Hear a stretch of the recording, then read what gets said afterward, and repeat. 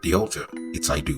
But as time goes on, The ante. They send in undercover officer Witty Jean posing as a hitman to seal the deal.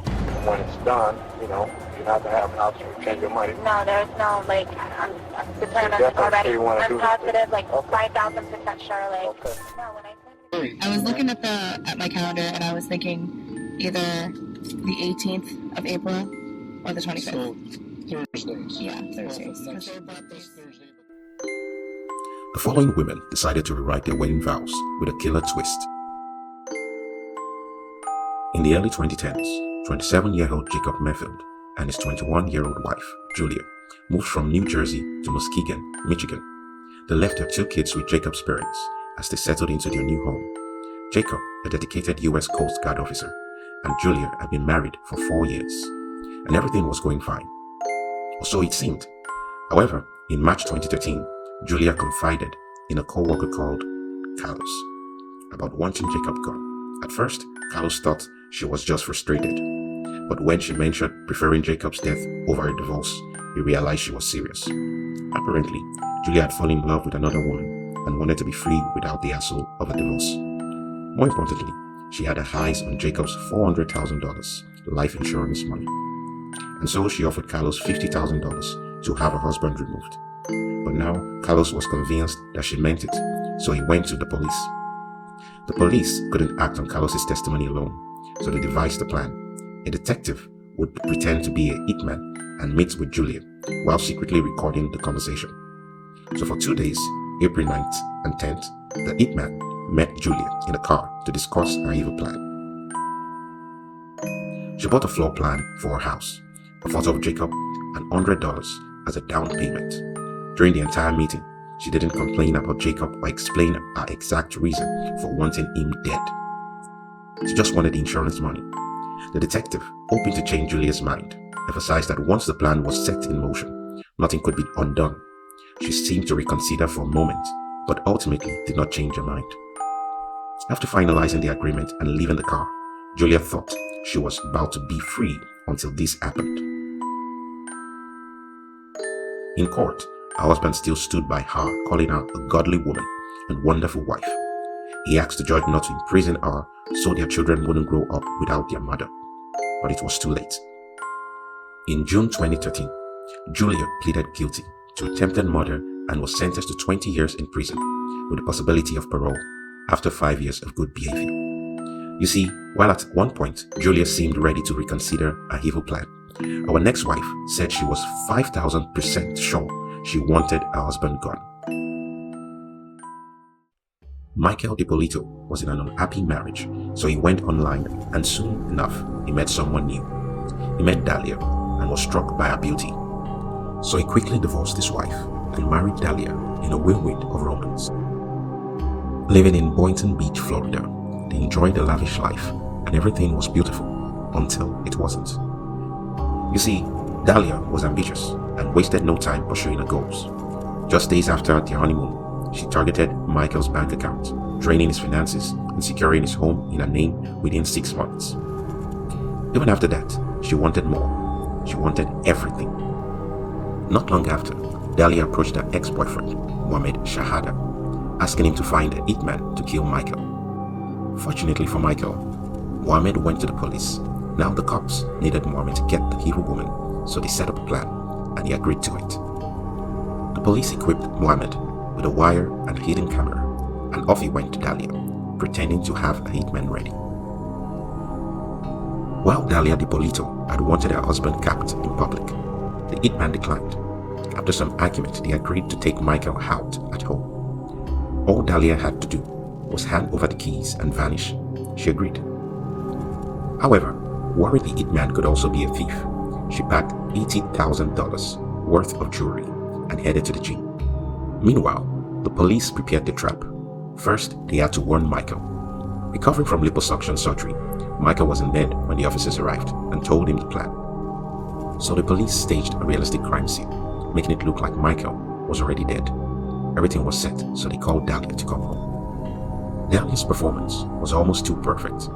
Although she showed grief for her husband, she was more worried about her dogs. At the station, the police continued the act for a while. Eventually, she was arrested, and this arrest became the #1 murder for hire video of the year. Dahlia's dramatic reaction when told about her husband's supposed murder became a YouTube sensation.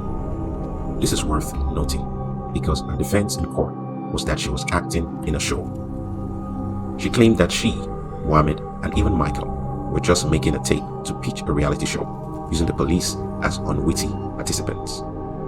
The absurdity of her defense was shocking, yet it was all she had after a previous call to Michael didn't turn out well. With the call, she hoped she could manipulate him to plead for her, but he didn't. So she called her mom straight away to have him kicked out of the house. Remember, she already had the house in her name. Relentless, she continued with her claim that it was all a show. Mohammed, her old boyfriend turned police informant, unequivocally stated that there was no reality show.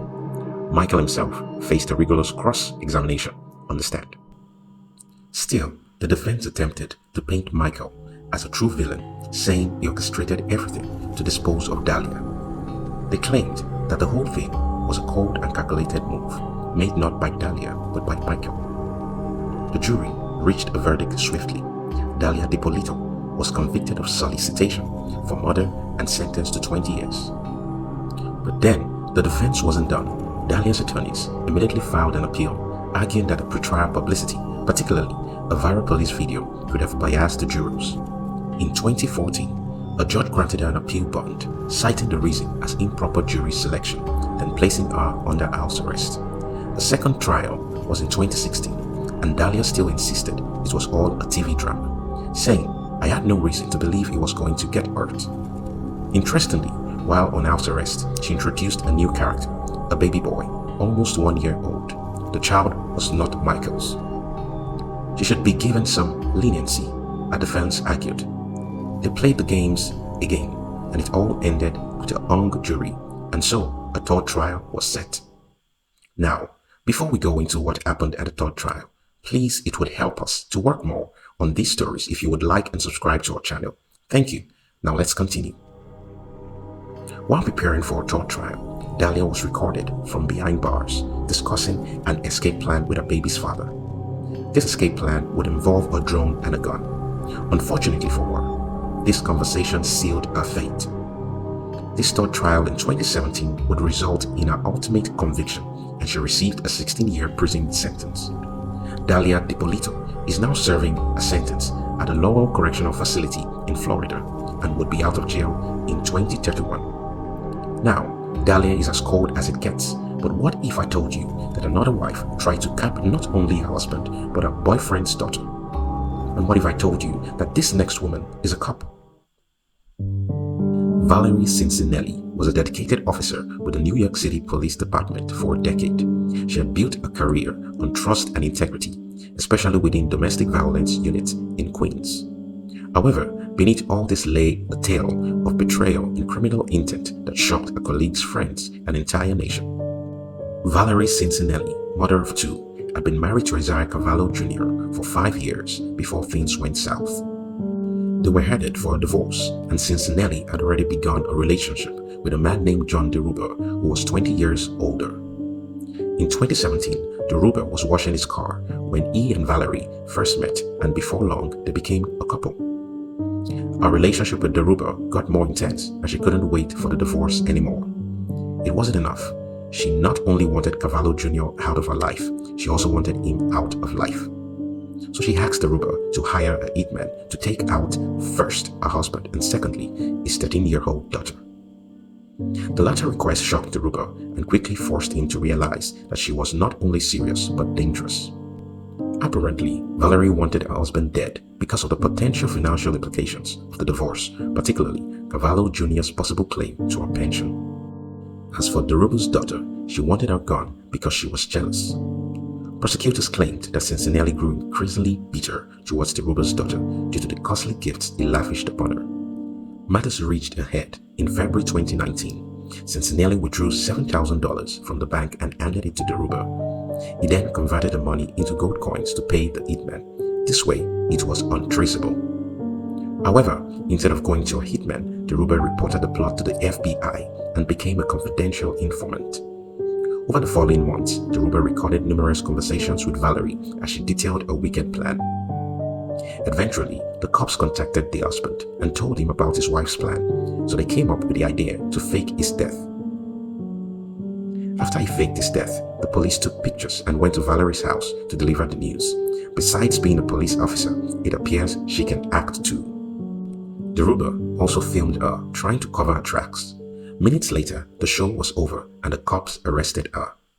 However, during the trial, it was revealed that both Cincinnati and Deruba had troubled pasts. Court filings showed that the pair had tried to obtain restraining orders against each other between late 2017 and early 2018. So in April 2021, Cincinnati pleaded guilty to obstruction of justice. A lawyer said that Cincinnati never believed the murder for hire plot would be carried out. The lawyer claimed that Deruba had manipulated her, that the $7,000 was a loan not intended for a hitman. But why would Deruba do all this? Well, according to the defense lawyer, he did all this out of a desire for revenge. So, on the 29th of October 2021, the murder for hire charge was dropped in a plea deal and she was sentenced to 2 years in prison for obstruction of justice. Her crime was deleting text and images on a phone. But you should note that by October 2022, Miss Cincinnati got released from federal prison, and based off of her LinkedIn profile, she now works as a personal trainer at the A Second U Foundation. This organization, founded by Hector Guadalupe, a man with his own history of incarceration, aims to rehabilitate former inmates. So what are your thoughts on all this? Please let us know in the comments.